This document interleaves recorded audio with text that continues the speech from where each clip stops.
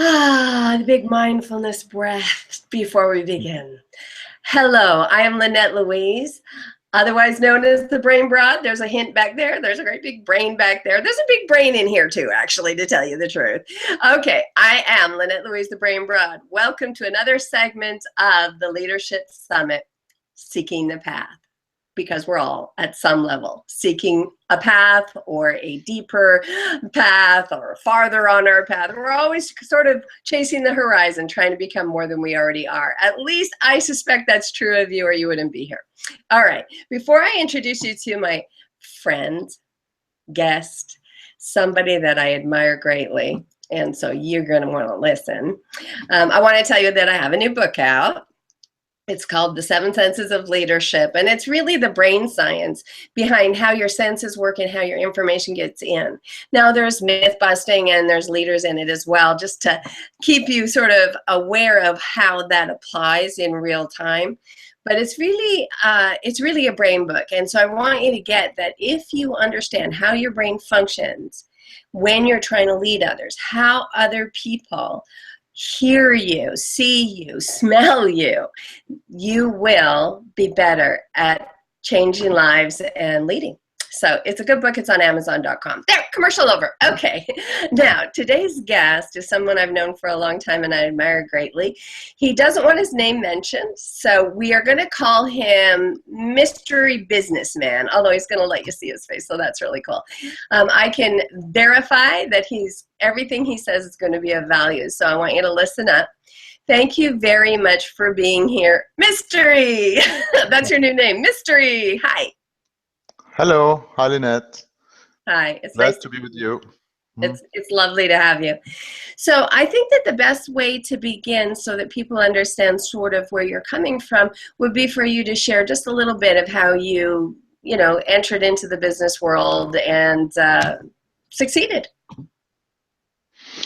Well, yeah, I'm an engineer by education, and I started my career in construction. And from construction, I learned the building products business, and then I then realized that I'm a builder at heart, but more interested in building businesses, because I had one day to fire a lot of people when our construction project finished. So I moved on to distribution, means selling of building products, and I saw that building a business, I would never have to fire people.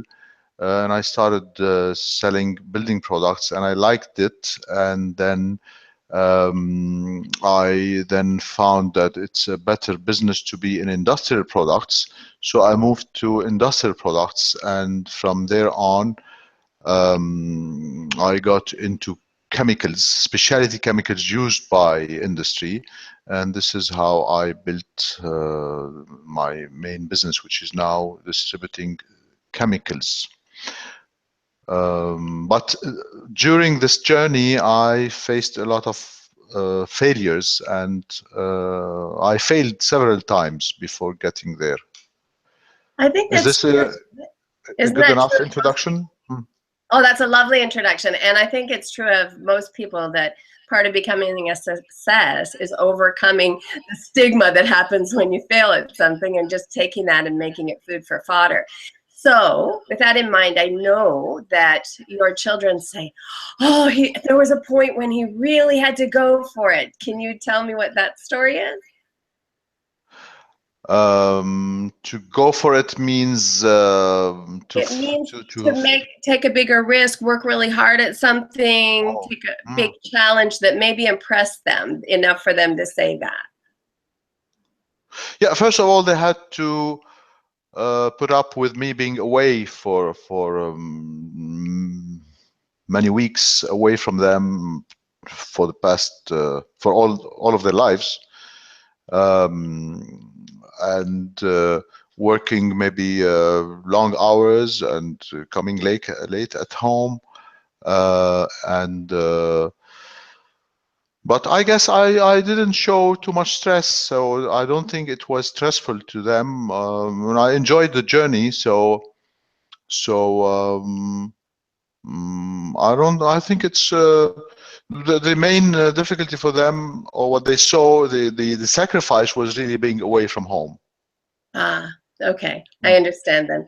All right. So you travel for work and you have to do business with many different countries. So I was thinking it might be really useful for people that are considering creating an international business to get some tips from you. So you're working in chemicals. It must be very challenging to try and work with different countries if you're working with chemicals, is it not?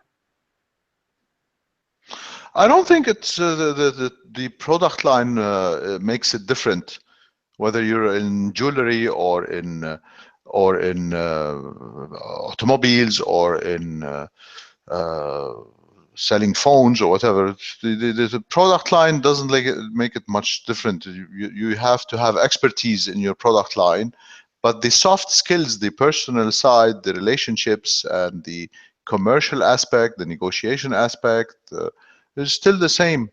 I've been involved in other product lines, and and I see other friends and colleagues doing business in other product lines. The fundamentals are all the same, of building good relationships, building trust, negotiating, win-win relationships, and so on, are all the same. So in international, doing business internationally, there's a big component in culture, is to understand other cultures. But again, fundamentally, it's mainly about it's all about trust. It boils down to building, to have a trusting connection. And do you see building that trusting connection beginning as researching that particular culture, or just good follow through? Like, what do you think is the most important aspects of building that relationship in these different cultures?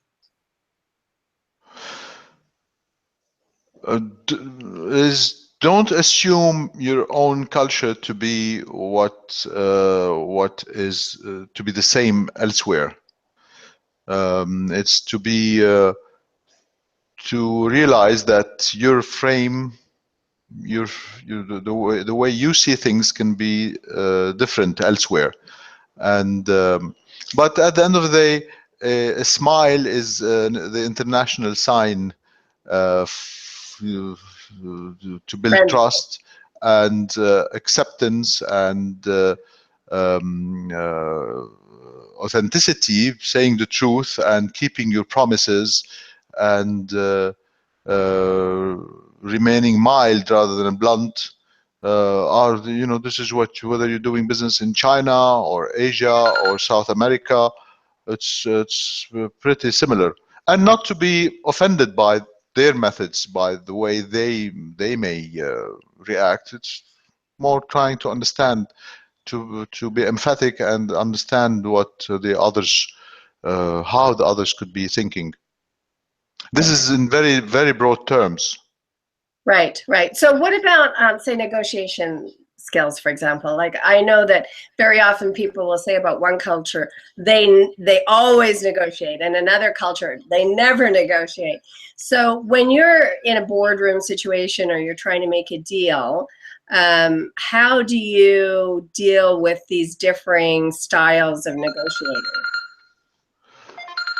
Apparently you're a busy man. We only need you for a few more Sorry. minutes.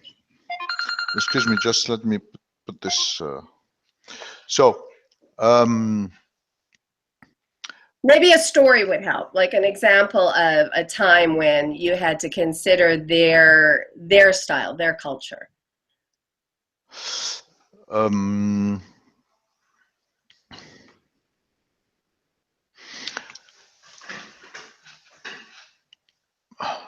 you have people.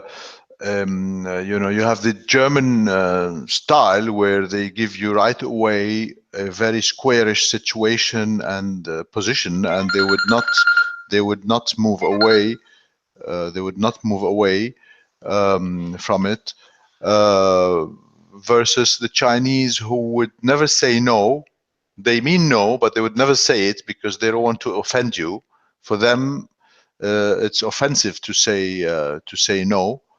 But they would say yes, but maybe, and then you have people who could get excited and say yes in the beginning, but then tell you, you know what, my boss said no afterwards. So you have to put up with this and not be destabilized. Always consider that things may change. Right. You need a so it's never what it seems. Right. Okay. Well, you Yeah. gave us some good tips actually culturally. So if I was working with somebody who is from China, then I now know, and I didn't know that before, that I don't want to be blunt. I don't want to just say no to them. I want to be more mild in my approach, correct? Yeah. Yeah, but they've changed. This is in the past. 20 years ago, they behaved differently. Now, the new generation is much more educated and aware. But definitely, you need to be flexible in your thinking. This is what I meant. Don't assume people think the same way you do. Right. And then what Mm. about jumping through hoops to do something as far as litigation and the rules of import, export, and all of that? Do you have any advice there for somebody who might be just thinking? In all my career, I never sued anyone. No one sued me. Okay. All right. I didn't And mean that I made kind it. of litigation, Abu. Okay. Sorry. I Yes. meant the kind that says, like I want to take my product and take it into China. What are some tips maybe for shipping, export, import, dealing with those kinds of loopholes?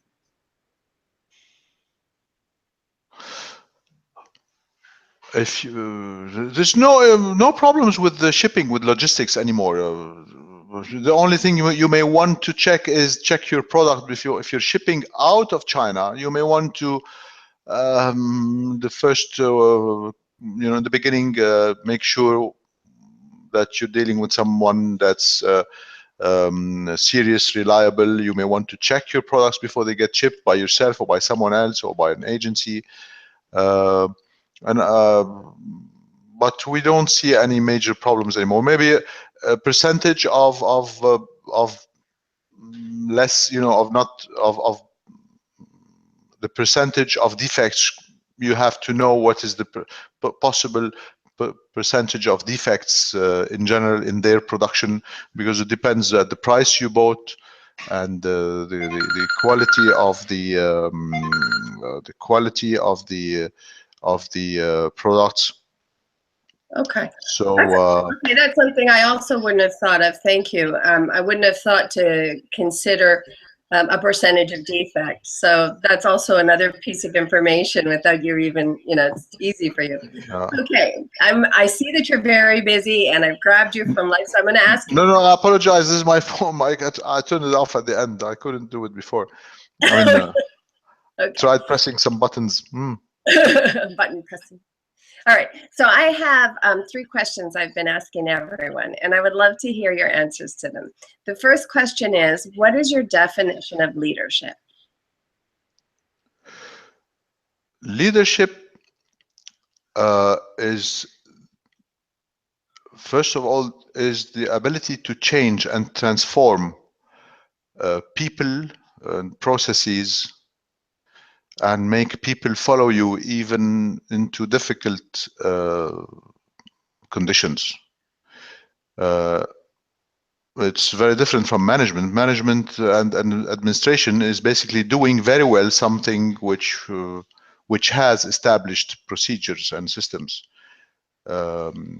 So leadership is the ability to transform and make a change mainly in people.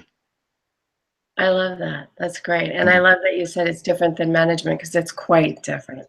All right, so what's your definition of success? Success is reaching your strategic objectives while enjoying the journey. Nice. You may have, my objective is to be the best fisherman in my area. Success is not only business. Success is any target you have in your mind, which I call a strategic objective for your own. And success is not when you get there. Success is during the journey. Right. So Exactly. success is getting there, but having enjoyed doing it. Right. So it's almost like moment to Regardless what moment. it is. Excuse me? It's like moment to moment success, always going, okay, and now I'm here and I'm enjoying it. And now I'm here and I'm enjoying it. Yeah? Yes, yes, yes, yes, yes. Okay. Success is not, the new generation considers success to be fame and to be popular and to be a celebrity, but this is not success. You can be successful and nobody knows about you. And actually, it's better. I know you think that. That's why you're our mystery man. Yeah. And you're highly successful. I'll just have to bet it. They'll just have to take my word for it. All right. So the next question is, given your definition of leadership and your definition of success, what advice would you give to somebody who wants to start in the business that you're in? Start in sales, always in sales. Sales is the best job in the world. Half of the world is sales, the other half is production. You have to be a good salesperson to know your product and to, in my business, join first an existing successful company, learn the business, and it's easy to start on your own.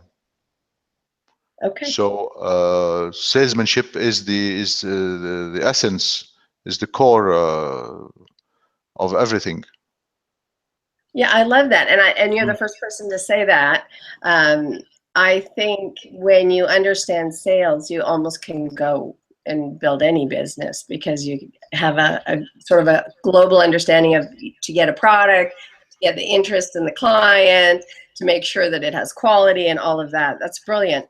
Okay, Yeah. is there anything, given that the people that are watching this are people that are just trying to get more knowledge and more inspiration on how to keep going. And given that you did have some failures along the way as you learned and became successful, what advice would you want to close on? What would you like to share for people? Best school is when we fail. We fail and we learn and we build on it, and we fail again and we build on it and we continue.